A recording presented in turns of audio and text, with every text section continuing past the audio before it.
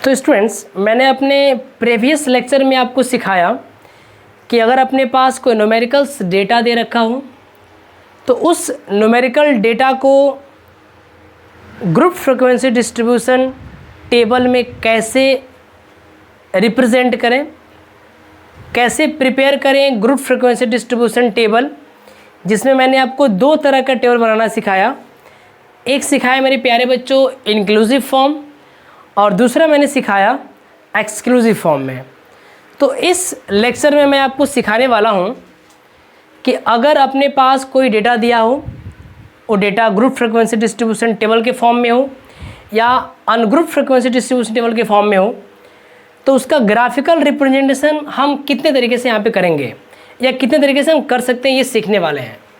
So students, मैं आपको इस लेक्चर में सिखाने वाला हूँ ग्राफिकल रिप्रेजेंटेशन ऑफ डेटा। सबसे पहले मैं आपको सिखाऊंगा by bar graph. Next lecture में आपको सिखाऊंगा एक न्यूमेरिकल के साथ कि डेटा को कैसे करें रिप्रेजेंट बाय हिस्टोग्राम, और तीसरा मैं सिखाऊंगा लाइन ग्राफ, जिसको हम फ्रीक्वेंसी पॉलीगॉन्स भी बोलते हैं। सो स्टूडेंट्स, आइए करते हैं शुरुआत इस क्वेश्चन के साथ बार ग्राफ के लिए।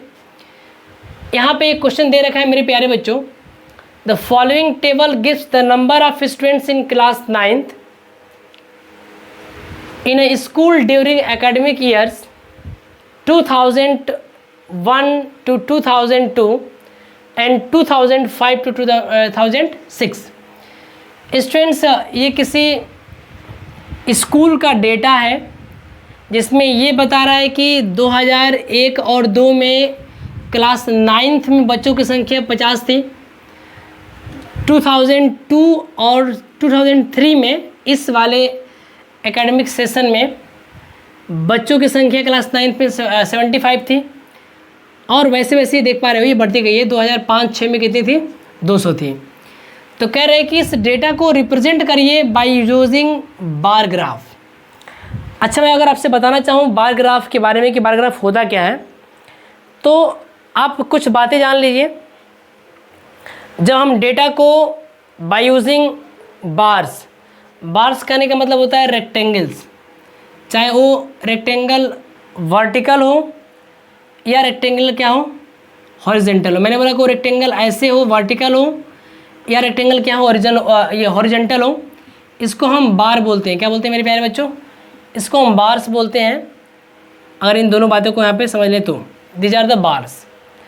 तो मैं बताना चाहता हूँ कि अगर हम डेटा का रिप्रेजेंटेशन बाय यूजिंग बार्स करें, रेक्टेंगुलर बार्स करें या रेक्टेंगल्स करें हम बोल सकते हैं, या हम केवल बार बोल सकते हैं, तो उस तरह के डेटा के रिप्रेजेंटेशन को बोलते हैं बार ग्राफ। क्या बोलते हैं मेरे प्यारे बच्चों? उस ग्राफ को बोलते हैं हम लोग क्या? Bar graph.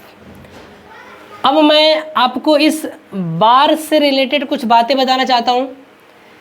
इस बार से रिलेटेड बातें यही है मेरे प्यारे बच्चों कि जो बार की विड्थ है वो बिल्कुल यूनिफॉर्म होनी चाहिए। सबसे पहली बात, the width of bar must be uniform.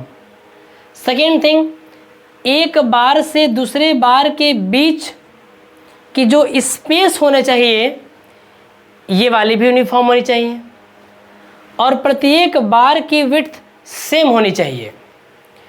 मेरे प्यारे बच्चों, अगर मैं बातें करूं इस डेटा को बार ग्राफ पे ड्रॉ करने की, तो सिंपल सा आपको ड्रॉ करना है एक वाई एक्सिस और एक ड्रॉ करना है जी एक्स एक्सिस।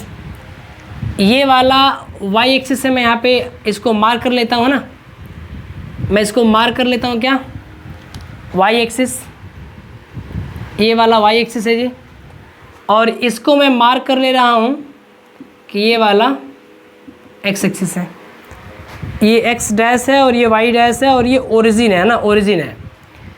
मैं शुरुआत करता हूँ इस पहले वाले से। देखो यहाँ पे सबसे पहली बात कि यहाँ पे जो भी कुछ दे रखा हो ना, जो भी कुछ यहाँ पे दे रखा हो, किसी चीज़ का नाम दिया हुआ ना, किसी पार्टी का नाम दिया हो, बीजेपी, कांग्रेस है ना, आम आदमी पार्टी, तो कितने कितने ये वोट्स वगैरह ये पाए हैं, तो हम उस पार्टी का नाम या इस एकेडमिक ईयर का नाम हम लिखते हैं एक्स एक्सिस पे, और इनके नंबर्स को हम करते हैं रिप्रेजेंट, मतलब फ्रिक्वेंसी को करते हैं इस पे। मैं बताना चाहता हूँ कि क्लास इंटरवल को करते हैं हम लोग एक्स एक्सिस पे रिप्रेजेंट, और इसकी फ्रिक्वेंसी को करते हैं हम लोग वाई एक्सिस पे रिप्रेजेंट। तो फ्रिक्वेंसी दे रखी है 200, मैं इसमें गैपिंग मान ले रहा हूँ 25 का। ये गैपिंग बिल्कुल सेम होनी चाहिए मेरे प्यारे बच्चों, अगर आप देख पा रहे हो तो ये गैपिंग बिल्कुल ही सेम होनी चाहिए, हाँ ना, डिफरेंस नहीं होना चाहिए। देखो मैं लिख रहा हूँ यहाँ पे, ये 0 है, ये वाला 25 है, 50 है जी, 75 है, 100 है, 125 है, 150 है, 175 है और ये कितना है जी 200 है। आप अधिक भी लिख सकते हो, कोई दिक्कत वाली बात नहीं है। चलो मैं शुरू करता हूँ डेटा को रिप्रेजेंट करना।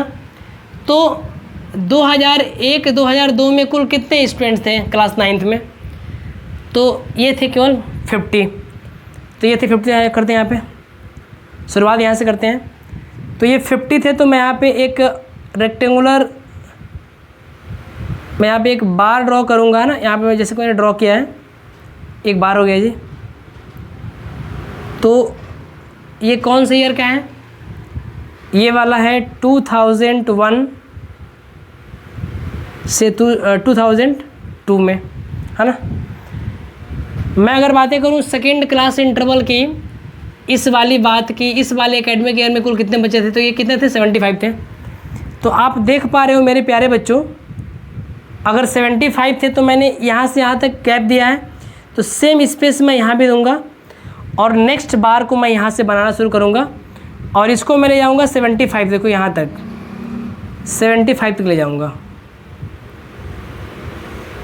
बार की विड्थ मैं बिल्कुल सेम रखूँगा जो कि मैंने पहली बार बनाया है ना। आप इस काम को ग्राफ पेपर पे करेंगे तो 100% सही होगा। 2002 से 2003 तक ये थे 50 और ये कितने थे जी? ये थे 75। 2003 और 4 में कितने बचे थे? 125 थे। एक काम करता हूँ, थोड़ा सा इसको बढ़ा लेता हूँ ना, ठीक है। 125 तो यहीं पे है, कोई दिक्कत वाली बात नहीं है। तो ये हो गया 125 है ना, ये हो गया 125। तो मैं बताना चाहता हूँ मेरे प्यारे बच्चों, स्पेस पहले मेंटेन करते हैं और फिर ड्रॉ करते हैं एक और बार जो बताता हूँ कि 2003-04 में जो बच्चों की संख्या थी क्लास 9th में, वो थी 125। तो यहाँ मैं लिख लेता हूँ 2003 से 4 तक। मैं अगर बातें करूँ 2004 और 5 में 150 थे मेरे प्यारे बच्चों। तो मैं अगर 150 तक की बातें करूं तो मैं फिर से स्पेस मेंटेन करते हुए यहाँ पे आता हूँ, हाँ। और ये हो गया 125, ये हो गया 150। तो 2004 और 5 में, 2004 और 5 में मेरे प्यारे बच्चों कुल बच्चों की संख्या क्लास 9 में कितनी थी? 150 थी। 2005-06 में कितनी थी जी? तो 200 थी। 2005-06 की अगर मैं बातें करूं तो इसमें जो बच्चों की संख्या थी वो थी कितनी? ये थी 200, ये 200 थी। मैं बार बार इस बात को बोल रहा हूँ कि आप इस वर्क को ग्राफ पेपर में करिएगा ना। ये है 2005 से 2006 तक का डेटा जो बता रहा है कि इसमें कुल कितने बच्चे थे, ये थे। तो मैं यहाँ पे लिखूँगा ज़रूर, है ना, यहाँ पे लिखूँगा एकेडमिक ईयर, मैं यहाँ लिखूँगा एकेडमिक ईयर्स और मैं यहाँ लिखूँगा नंबर ऑफ़ स्टूडेंट्स, है ना। यहाँ मैं लिखूँगा नंबर ऑफ़ स्टूडेंट्स, ये वाली बात है, नंबर ऑफ़ स्टूडेंट्स। तो जहाँ तक हमें उम्मीद है कि हमारे बच्चों को ये बातें समझ में आ गई होंगी कि अगर अपने पास कोई डेटा दिया हो और उस डेटा को कह रहा हो कि आप इस डेटा को बाय यूजिंग बार ग्राफ करिए रिप्रेजेंट, तो कैसे बनाते हैं बार ग्राफ, मेरे सारे बच्चों को ये बातें बिल्कुल अच्छे तरीके से समझ में आ गई होंगी। नेक्स्ट लेक्चर में मैं आपको सिखाऊंगा मेरे प्यारे बच्चों हिस्टोग्राम के बारे में, बट उससे पहले मैं आपको एक बातें बताना चाहता हूँ ना, इस डेटा को हम इस हॉरिजेंटल बार द्वारा भी रिप्रेजेंट कर सकते थे। तो हम इस डेटा को चाहे वर्टिकल बार द्वारा करें या करें हम हॉरिजेंटल बार द्वारा, कोई फर्क पड़ने वाला नहीं है।